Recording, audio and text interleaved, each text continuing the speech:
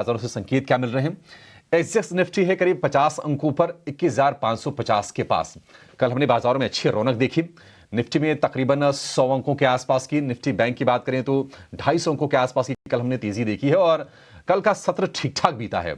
एक बस चिंता है, वो है एफआईआईज की बिकवाली की। लगातार छठे सत्र में हम एफआईआईज की बिकवाली देख रहे हैं।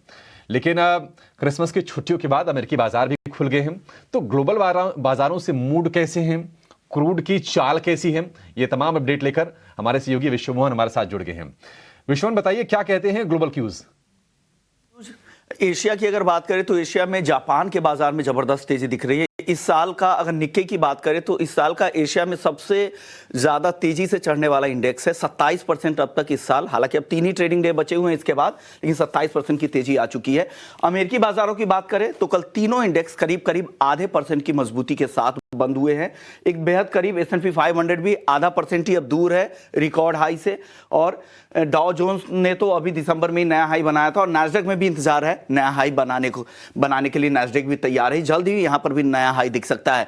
एक सांता क्लॉज रैली जो साल के आखिरी के जो 5 ट्रेडिंग डे होते हैं और नए साल के शुरुआती 2 दिन, इसे सांता क्लॉज रैली, इस दौरान जो तेजी आती है तो इस पीरियड को सांता क्लॉज रैली कहते हैं। 1950 के हिसाब से जो डेटा एनालिटिक्स कंपनी है उनके हिसाब से ये 1950 से अब तक इस हफ्ते में, इस दौरान, इस पीरियड में करीब करीब 1.25% की तेजी S&P 500 ने दिखाई है। तो वही चल रहा है। और जब छुट्टियों का हफ्ता हो, जहां बहुत कुछ खबरें नहीं हो, तो no news is good news for the market. जो ट्रेंड है उसी को कंटिन्यू कर रहा है बाजार और ये तेजी यहां पर दिख रही है। हालांकि बहुत ज्यादा डेटा नहीं है, आज एक मैन्युफैक्चरिंग आंकड़े आने वाले हैं, उस पर बाजार की नजर रहेगी। होम सेल्स के अक्टूबर महीने के नंबर्स आए थे, वो नंबर काफी मजबूत थे। घरों के दाम काफी वहां पर बढ़े हैं, वो दिख रहे हैं, वहां के स्ट्रेंथ दिख रही है। लेकिन आज मैन्युफैक्चरिंग डेटा से काफी कुछ साफ हो जाएगा।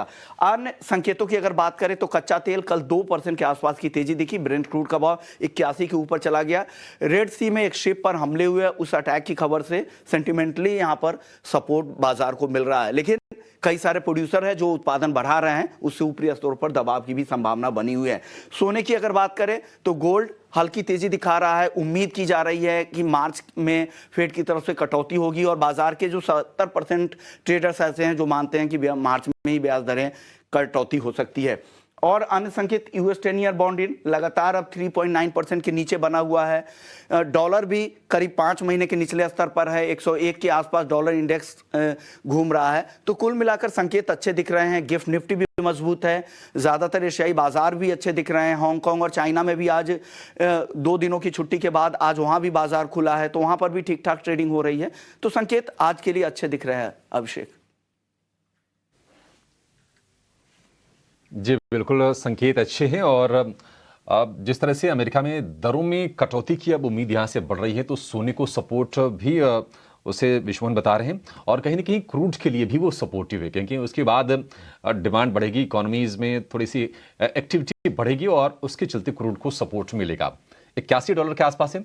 भारतीय इकोनॉमी की बात करें, भारतीय बाजारों की बात करें तो कोई चिंता की बात नहीं, अभी भी बहुत ही कंफर्टेबल लेवल पर क्रूड है हमारे लिए।